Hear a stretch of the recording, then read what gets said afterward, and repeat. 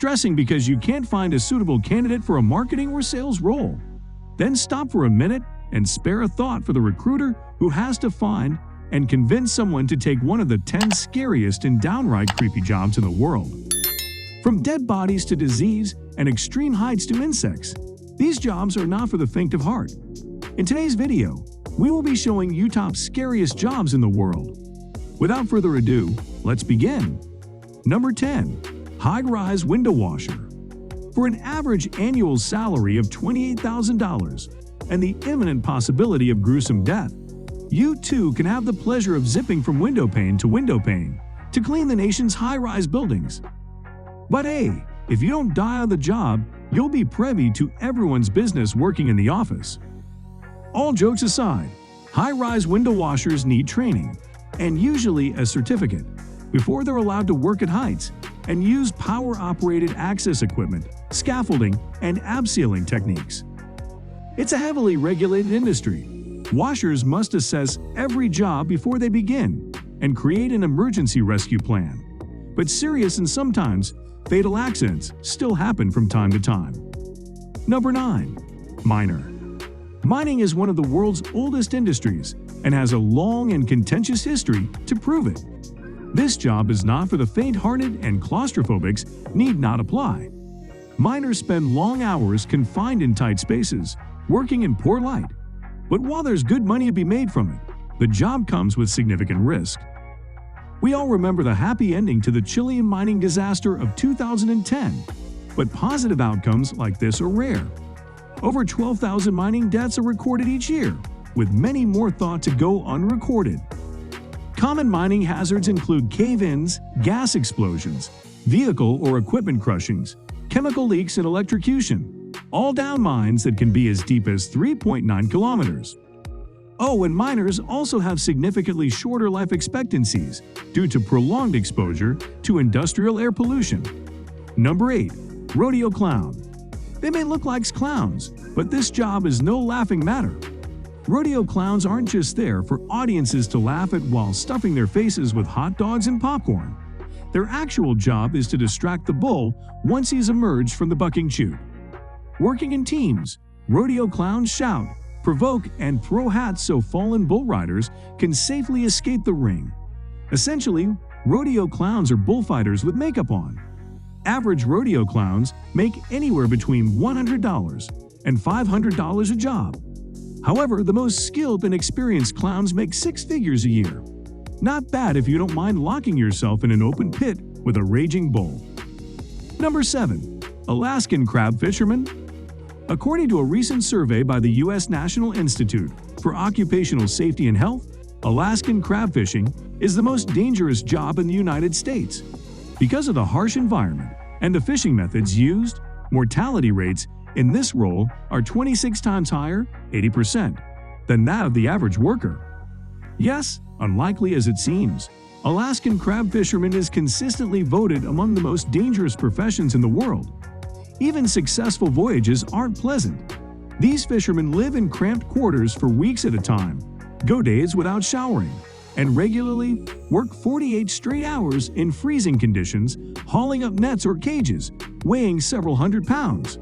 Add pelting rain, rogue waves, and icy decks into the mix, and the work becomes lethal. These fishermen are at the mercy of unpredictable weather and ocean conditions, and thanks to the state's geographical location, Alaskan waters are colder and less forgiving than most other fishing environments. An average of 1 fisherman dies while on the job per week. Number 6.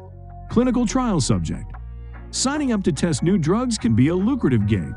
You take a few pills, they stick a few needles in you get paid, and you go home.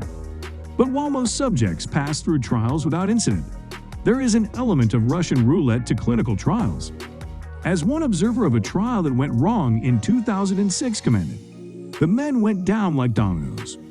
They began tearing their shirts off, complaining of fever. Then some screamed that their heads were going to explode. After that, they started fainting, vomiting, and writhing around in their beds. Full-time test subjects take medications that are sometimes not ready for the open market, endure endless blood tests, and risk serious medical harm. Number 5.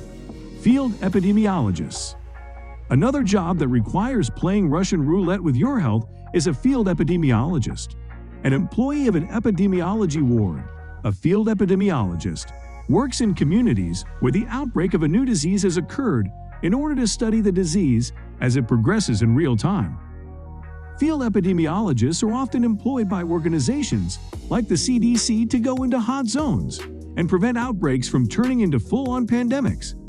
Protected by little more than a hazmat suit, it is then their job to get up close and personal with germs, blood, needles, and dead bodies on a daily basis, not to mention the risk they run of contracting a deadly disease themselves. Number 4. Bomb Squad Technician. While police departments are increasingly employing robots for bomb disposal, there are still plenty of instances where human bomb squad technicians are needed to determine whether it's the red wire or the blue wire. Yes, the job of a bomb squad technician is to render hazardous explosive devices safe by defusing them or doing a controlled detonation. But despite the blindingly obvious risks attached to doing such a job, amazingly, technicians operate on a voluntary basis. Sure, there's good money to be made, but their Kelvar and steel-plated suits are not indestructible. Number 3. Cryonics Technician. If you suffer from any of the following phobias, then I'm afraid a career as a cryonics technician is not for you. Necrophobia, dead bodies; thanatophobia, dying; hemophobia, blood; trypanophobia, needles. Why? Well, the practice of cryonics involves attempting to preserve people who are legally dead at very low temperatures, so that they can be revived in the future when medical advancements are able to restore life. Cryonics technicians typically preserve just the head of a patient, since the goal is to protect the brain for eventual resuscitation. Cryonics is controversial among scientists, but no matter what your opinion is of the practice, there's no denying that any profession which involves removing the heads of people who have just died and preserve them at -200 degrees is a little bit scary. Number 2. CTS Decon Technician. While TV shows like CSI give us a glimpse of gruesome crime scenes, there's one aspect they tend to leave out: who gets to mop up once the investigation is done.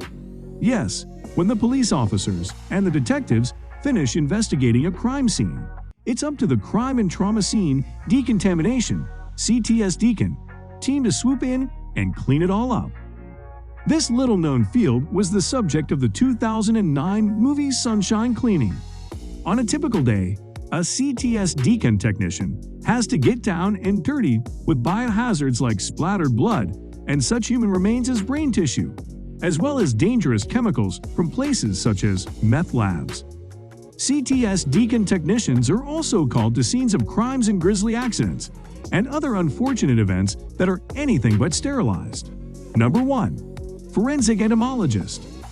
What exactly does a forensic entomologist do? If you've seen the movie The Silence of the Lambs, you might have a good sense of what exactly the job entails. But for those of you that haven't seen it, a forensic entomologist uses insect knowledge in crime-related legal cases, like analyzing bug activity in a cadaver to determine a person's time of death or if the body has been moved. That's right, it's a forensic entomologist's job to carve up cadavers in search of crime scene clues and analyze the insects living inside those bodies in order to determine the time or place a crime occurred based on the type of beetles, flies, or maggots living inside the victim. Enjoy your lunch, recruiters!